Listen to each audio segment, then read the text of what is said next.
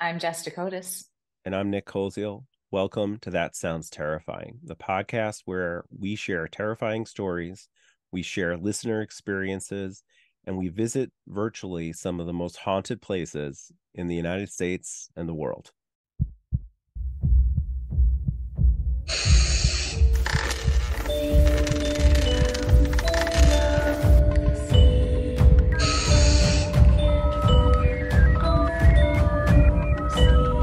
Oh my God!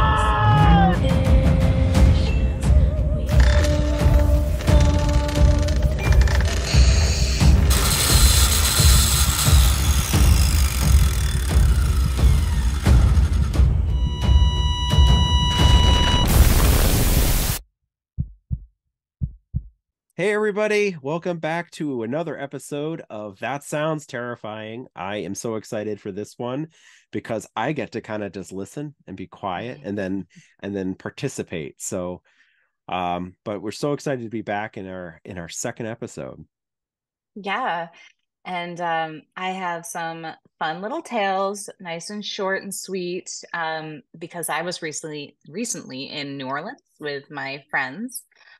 So I am just so into this lore. Of course, we did a ghost tour, Mhm. um, because it is Voodoo City. It's all about the spooky. There's ghosts painted everywhere and little Grim Reapers everywhere and skulls. So it was a nice little kickoff to spooky season for me. I loved that about it, but Yeah. I I was wanted to recently hear jealous. more. I was recently Yeah. jealous because you I were there. mean, yeah, well, okay, so it's very hot and very smelly. Not jealous about that part at Yeah. all. Yeah, so don't be too jealous. I was just hanging with my girlfriends and like from college and my a cappella group, we every year we do a reunion ever since we all graduated. And so Very this year was cool. in New Orleans. Yeah, we go around the country. We've been everywhere, but this year it was New Orleans and definitely worth at least going once. I don't know if I'd go back. Mhm. At least I would never go back in the summer, ever, ever, ever, ever. Yeah. Definitely a cold weather person, but I enjoyed this past summer You'll just in be a Rochester. snowbird. You'll be a snowbird. A snowbird, yeah, yeah. Mhm. And no, I would never live. I can't live down south. It'll be way too hot, especially with temperatures climbing now. No, thank you. 100-degree weather. Oh God. Yeah. Um, but yeah, so I have a few stories that I want to share. And I think I'm going to kick it off with the first one that's very short. But as soon as I landed in New Orleans, I got an Uber. And I always sit up front in an Uber. That's a safety thing for me. And also, car sick in the back. I don't like Mhm. riding in the back of any car. Um, and so I was chatting with him, and he said, "Oh, what are you going to do while you're here?" I said, "Well, I'm very excited about your cemeteries. They're beautiful because for anybody listening here, if you didn't know, in New Orleans, they are actually 6 feet below sea level. So they do not bury their dead in the ground. All of their dead are put into mausoleums or cement boxes. I don't know what they are, even if they are cement, but they're all above ground graves. We And did they're all our research on beautiful. this episode. Yeah, yeah. They looked like cement. I don't Yeah. know. I keep a body in cement. That's probably smart. I'm sure they're in a coffin in that grave, but they're all above ground graves. And they really lean into the fact that their dead is just so close to them. Like Mhm. they're right up there with you. And they're just beautiful. These cemeteries are gorgeous. Like I think our cemeteries are beautiful here. The Mount Hope Cemetery is stunning. And Mhm. on Friday we might talk a little bit more about that, or our next episode rather. Sure. Sure. Um, but yeah, so I was riding in the car with this Uber driver, and I said, I'm also very excited about the ghost tours because it's also haunted here. Or so I hear. And he said, yeah, it is haunted here. And he said, I don't know if I necessarily believe in any of that.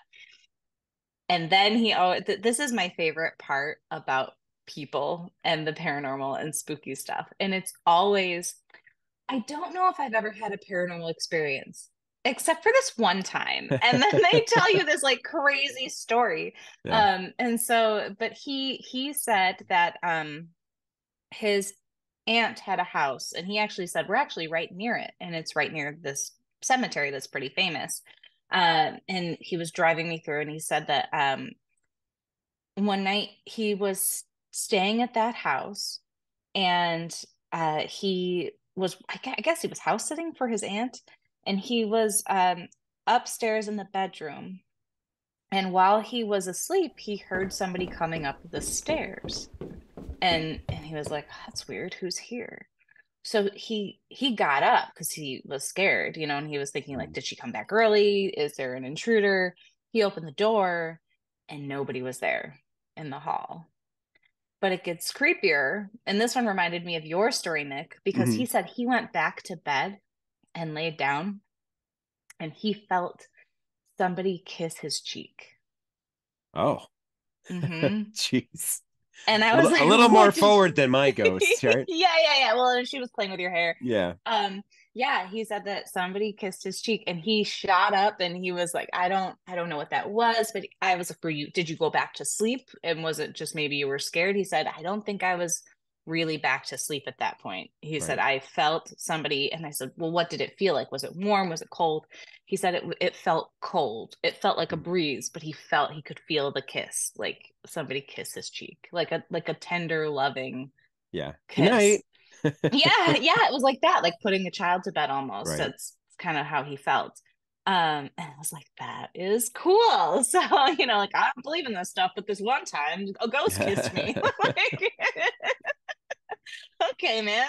That's awesome. Yeah. What a what a So what a that great greeting into, your trip. Like right. that's awesome. Yeah, it definitely set the tone for my spooky weekend. And not, it wasn't just spooky. We did lots of things, but it is definitely a cool city to explore if you're there. Uh, so I was researching some stories, short stories about haunted houses in New Orleans. And I came across gardenandgun.com, which I don't know what that's really about, garden and gun, but I just figured it sounded very Southern and it had to have some good stories on it. Um, so this one is called A Midnight Shrine. I moved on an insufferably hot August day to one of the oldest houses on Esplanade Avenue, built in 1831. I rented the large upstairs apartment, which was flanked by two smaller rear units. On my second day, a back tenant was moving out. We can't handle the ghost, she said. It's horrible. I never caught her name as she took off with her last cardboard box. I chalked it up to strange neighbors. That is, until things began happening. In the middle of the night, a golf ball rolled down the hallway. We don't golf. The chandelier bulbs began dramatically sparking and going dead. One particular battery-operated cat toy ended up activated, rolling around the living room, despite being stored in a closed box in the guest room closet. Halloween 2019 arrived, and my friend RJ flew in from New York. We decorated. Black lacquer skulls, purple fairy lights, plastic ghouls, and faux spider webs. And from our hangovers the following morning, we marked the very first party a success. We threw all the decorations in an unorganized pile on the table and sourced last-minute Annie DeFranco tickets. Lucky them. We returned just after midnight. I collided with RJ's back as he stopped dead. Every Halloween decoration was placed carefully and deliberately on the table.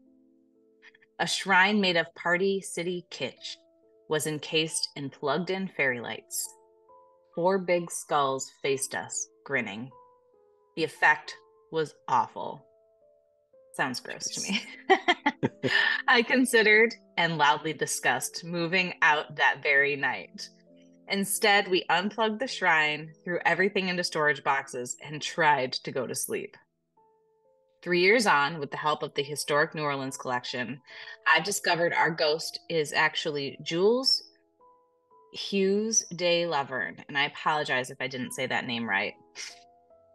Born in 1818, he lived in the house and raised his children here. In a strange twist of fate, or perhaps not, I became friends with his descendants, who reside in the Garden District. He loved this house, they told me one night, drinking wine in the living room, once his bedroom. And now I regularly leave a shot of his preferred rum on the mantel. And he dutifully continues to toss golf balls down our hallway at 3 a.m. This was by Jenny Adams, and a Garden and Gun contributor. Oh, how Yeah. do you become a contributor, I wonder? I don't know. I guess you just write Just into write this it in. magazine to Garden and Gun. Yeah. Yeah. They're getting some Gotta free get that email. advertising. Yeah. Well, if they want to sponsor the show, they can. Yeah.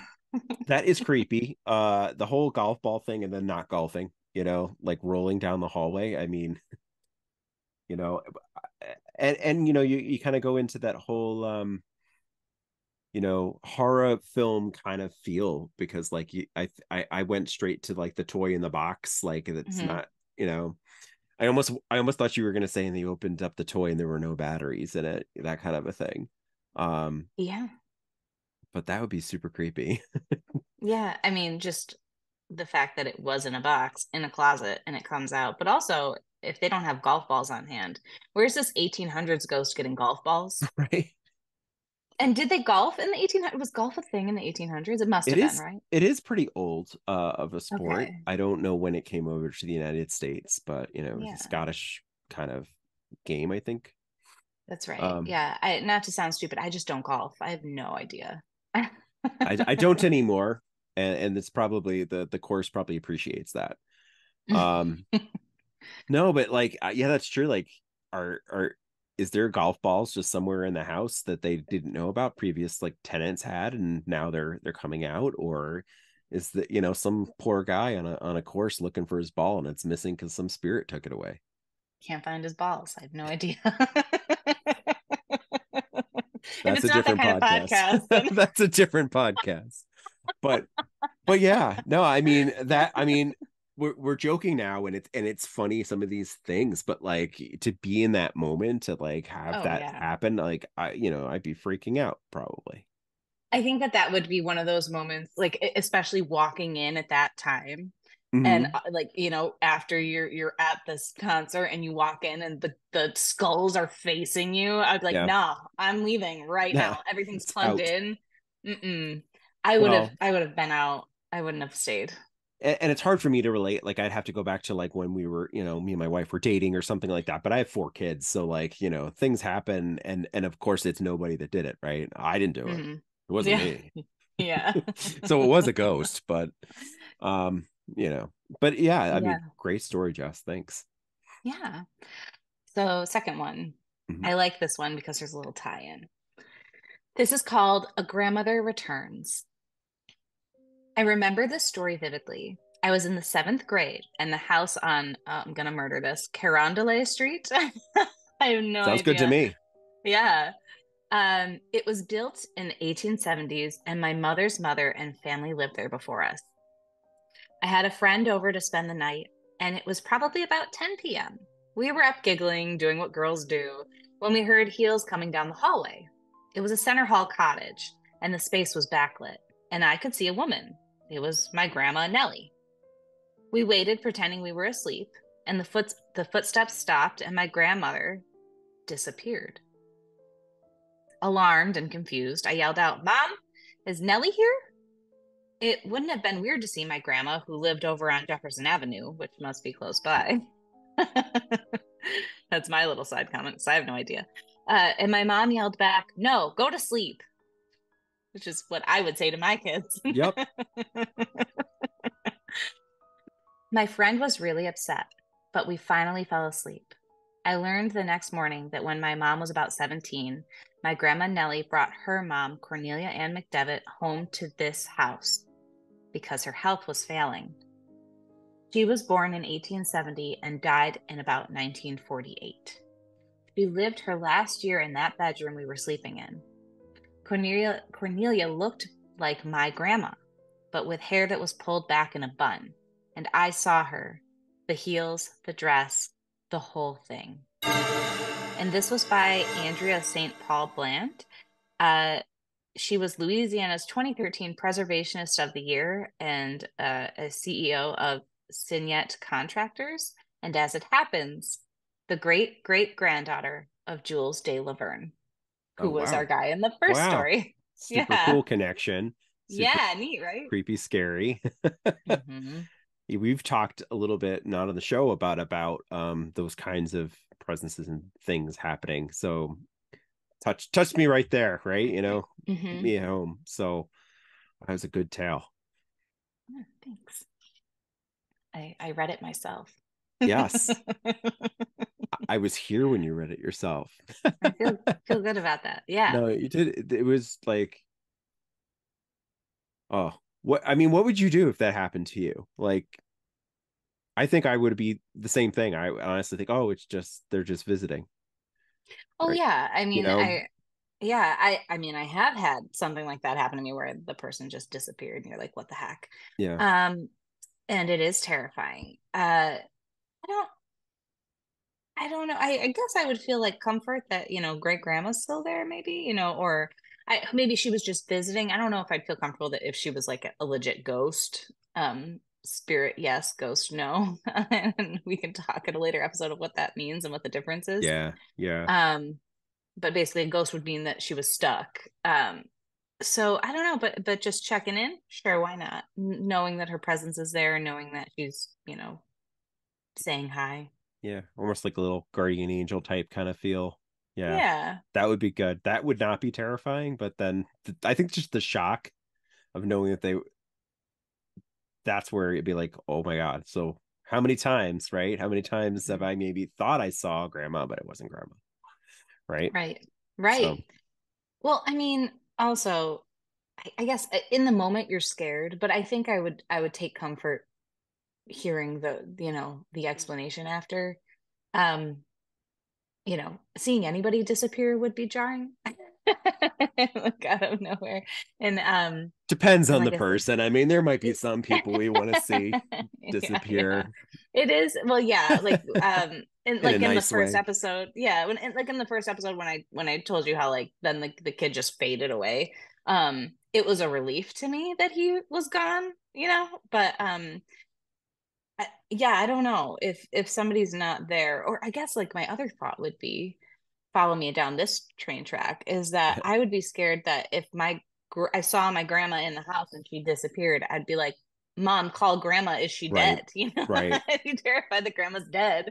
I just saw Right. her ghost. Yeah. Yeah, that's kind of like what I identify with, because there's been a couple members of our family and stuff coming in and visiting, and that was like, why? And so that was where it hit me. And that's where I thought Mhm. the story was going to go at first. So it was a nice little more pleasant twist. Yeah. Well, moving on, this is a little less pleasant.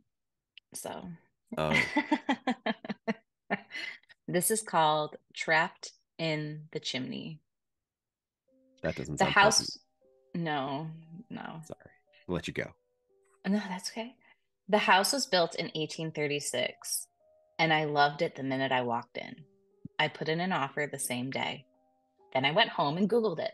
It turns out it's, quote, one of the most haunted houses in America. Oh God. The Travel Channel did an episode on it. The story was terrible. It was about a woman hanging her dog and then herself. However, I'm a public health professor and I'm not easily spooked, and I'm more apt to look for the scientific explanations. I moved in and was told that someone who lived there before me was a spiritualist. Apparently, he did some kind of ceremony to try and trap the ghost in the chimney. I opened the flue, and that's when things really started happening. My cleaner felt a hand on her cheek. This one window wouldn't stay closed. I put a curtain rod there to keep it shut. The next day, I found the rod bent laying out in the yard. People who worked on the house say they saw someone in the hallway. And the worst thing is, I sometimes hear a dog whining and scratching. I hear it coming from the chimney. And I have friends that won't even come to my house. And that was by Lorelei Cropley, a public health professor. Jeez. Oh, Yeah. scratching from in the walls of the chimney. Oh, Poor poor doggy. dog. I'm so Like, I sad. kind of want Yeah. to know is like, how was the dog killed? Was it in the chimney? Jeez. Yeah, I don't know. I think, well, if the spiritualists like put the dog in Yeah. the, the spirit in the chimney, but Yeah. like maybe like the woman found her way out, but the dog didn't. I don't Yeah. know. I hate that so No. much. I hate it. So yeah, I don't know. That one got me. So I'm one of those people that like I'll watch a movie, but if they hurt the animals, I'm like, I'm out. Yeah. Mm-mm, I'm not watching this. Like, oh, there's a child ghost, okay, Yeah. there's, like, oh, there was a horrible murder and the thing. I don't like guts and gore or Right. anything like that. Those kind of movies, I don't like them. But like, if somebody like, if there's like the ghost dog or like the ghost of, I don't know, anything that's innocent, babies, young children, things like Yeah. that, and it makes me sad. Oh, that was a sad and scary story at the same time. Like, oh, Yeah. and I mean, why'd you take the dog? yeah. Give the My dog God. away. Give the dog, right. Give the dog to Yeah. some kid that wants a dog, right? Yeah. Right. Don't take it out on the dog. Poor thing. Yeah. And then, There's a being you're a realtor. I mean, like, do a little research on your house, okay? Before you like, right. I'm gonna buy it. Sight Yeah. unseen, ghosts In and New all. Orleans, the haunted city, I yeah, the don't believe in voodoo that. It's kind city. of like going back to what you were saying earlier. I don't believe in that stuff. But look, Yeah, I had but this all these experience. horrible things happen. These disembodied voices keep, Yeah, it's very strange. I don't know. I'm looking for the scientific explanation for it. yeah. Yeah, I mean, I have Um, some stories around house searches and stuff like that that we'll have to go into in another episode. But yeah, you and me like both. I know I'm sure you have more than I do. But yeah, like one of the houses we looked at what was also featured in a show. So um definitely something that I felt and then I saw the show later. So I'll have to tell that story in an upcoming episode. Oh, sneaky preview, right? Yeah, yeah. I'm excited to tell the story of when we were buying our first house too. And I'll Mm. let you know all that. But that was an interesting story. Um, all right, shall we continue? Sure. Yeah, this All is right. great. Are these okay? They're good. All right. Yeah, no, this is great. This is called A Servant's Staircase. In fall of 2015, my parents began renting a studio apartment in the Pontalba building. It was a fourth floor walk up attic unit. It was amazing. You could open the windows and hear live jazz, and you felt like you were in the midst of everything going on in Jackson Square, which, if you're not familiar with New Orleans, Jackson Square is like a just bustling area all the time. Mhm. And that's where like there were a lot of psychics out there and there was a lot of music and it was really neat. When Still the jealous. Fontalba yeah. When the Fontalba was first built, every unit had two staircases, a formal staircase and one for the servants, which, as a side note, is also very, very popular in a lot of homes in Mhm. Rochester. A lot of old homes. I mean, Yeah, everywhere, really. yeah. These old homes were these big, old, grand houses. That was very, very prominent in all of these. I remember it was 77 steps up with no air conditioning. Oh, And remember how we talked about how ugh. disgustingly hot New Orleans is? That is the most terrifying thing about New Orleans. I agree. I think so. You don't forget a thing like that, it says. Yeah. The stairs got narrower and narrower as you went up until it was barely one human wide. Ooh. If you're claustrophobic like I am, that sounds like Terrifying. even worse. Yeah, that sounds terrifying. That sounds terrifying.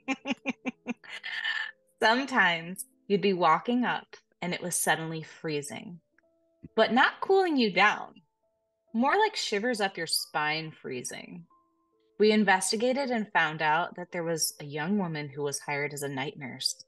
The baby was fussy, and in the middle of the night nurse would walk the stairs with it. As the legend goes, she got tired and tripped and fell. Ugh. She saved the child's life with her own. Residents believe she now walks up and down the servant staircase forever. That's sad. Yeah. That was by Taylor Barron. And What are your thoughts on that? Man, I mean, I went a couple different places. I went back to like, my story in the first episode because it had it like a servant's quarter, servant stairs in that house. And so I think of Mhm. that all the time. Um, but like, oh man, that's just going up a set of stairs like in the dark, and then like they get smaller and smaller. Ugh. uh Not something like it screams Winchester House. I don't know if you're Mhm. aware of that. Yes, But that's in something San I Jose. definitely, yeah, I want to take Mhm. a look deeper dive into in a future episode. But like, I would be sort of like afraid that you're gonna go up these stairs and either you're gonna encounter something horrible, or it's just gonna stop and there's gonna be, and then you're gonna turn around and there's no space there, kind of like, Yeah. so, Yeah. and it to be hot and on top of it, that takes the cake. No thanks. Yeah, no. I mean she was like the fact that she was like, it was great. Yeah, And it it was was like great. you're in the middle of everything. I'm like, were you though? Like But I mean, to um save the baby, I mean, that I was worried you were going to say the baby, perished with, yeah. or both, but I mean, Yeah. there's She something saved the baby's life. nice that could come out of that story. I mean, at least she saved the baby. She did, but I mean, how would you like to have saved a life and then the rest of your eternity is walking up and down hot, cramped, narrow stairs?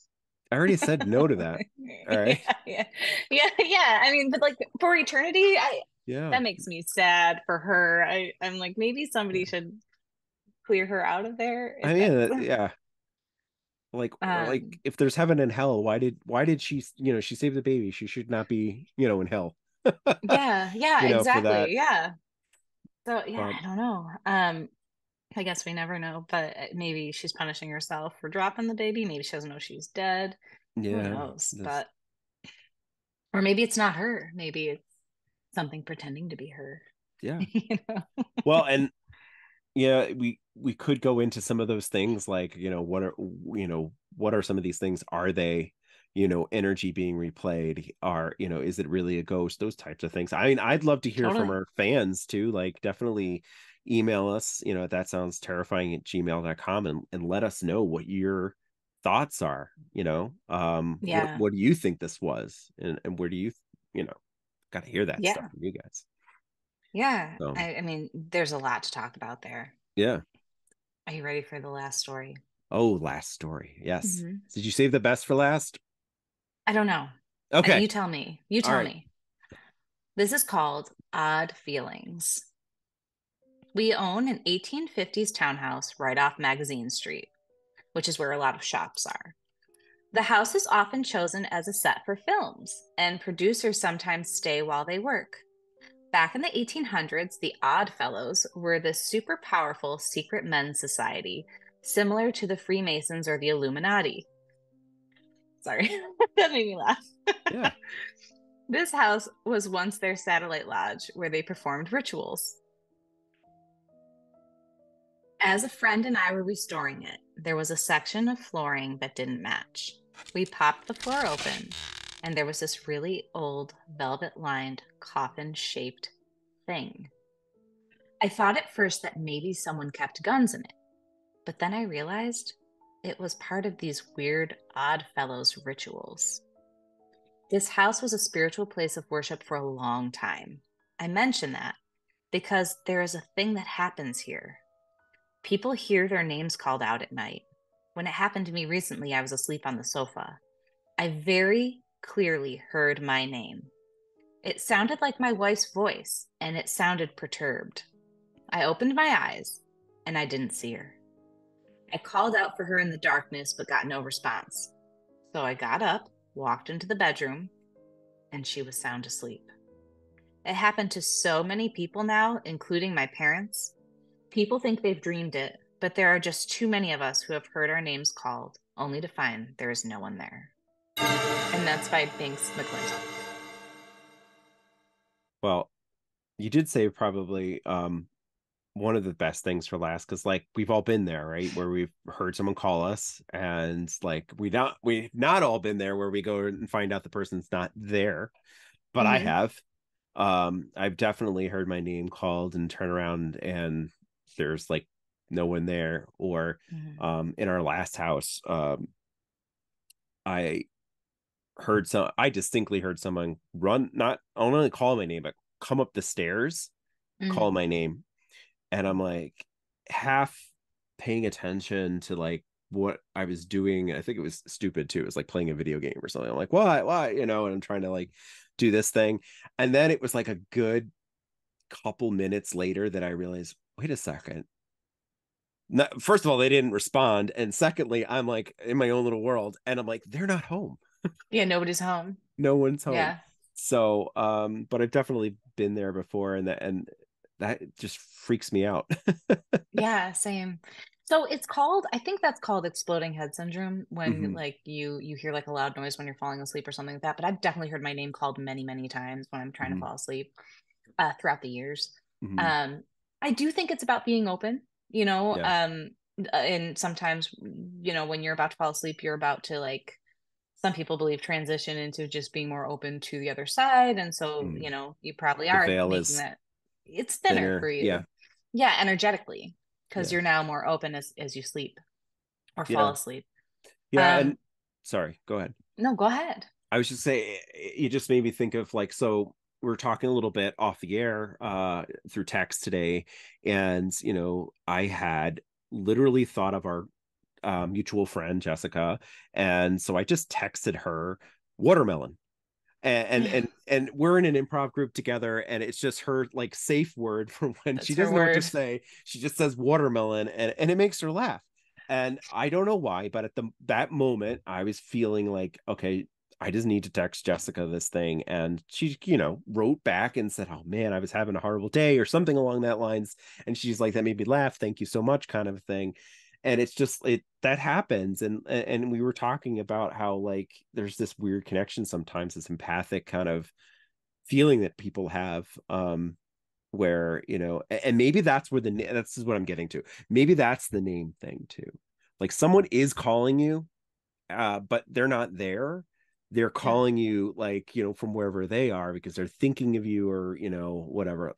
But maybe Yeah. that's part of it too.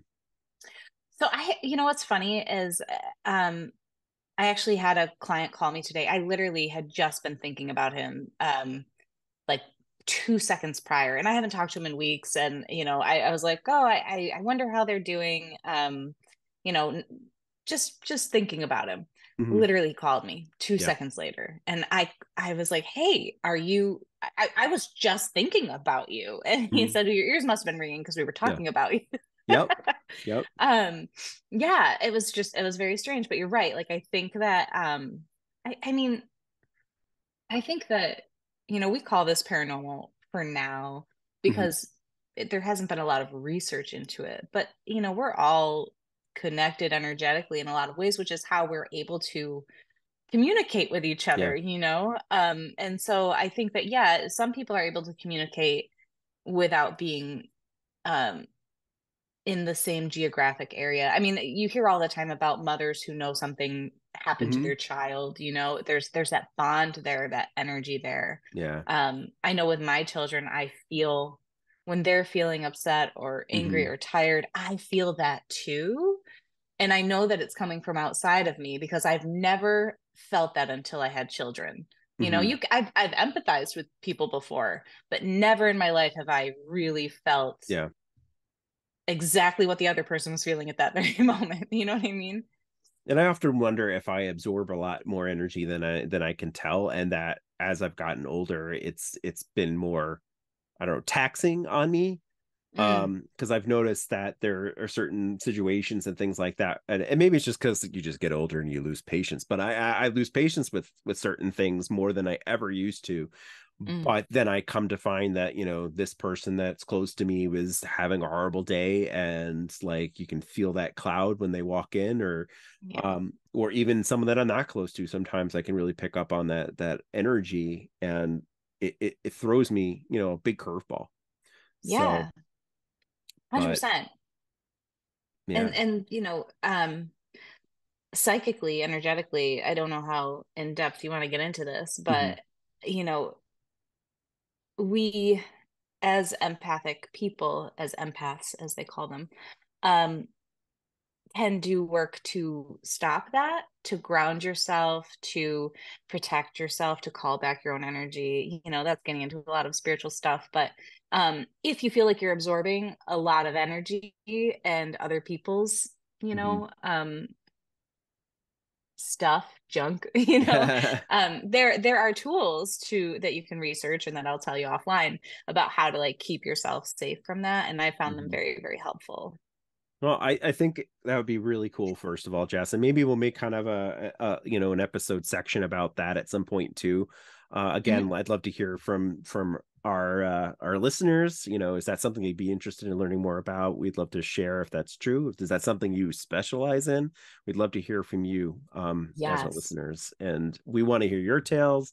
We want to share them on the air. We want to bring people on the show as well, because I think that would be a great way to kind of figure some of these things out, and at least, like, I don't know, level the playing field a little bit and get a better understanding, if we can, of what's Yeah, going on. So those are excellent stories. Definitely some terrifying situations, Jess. Thanks for sharing them with everybody today and me. absolutely. Yeah, I'm happy to do it. And until next time.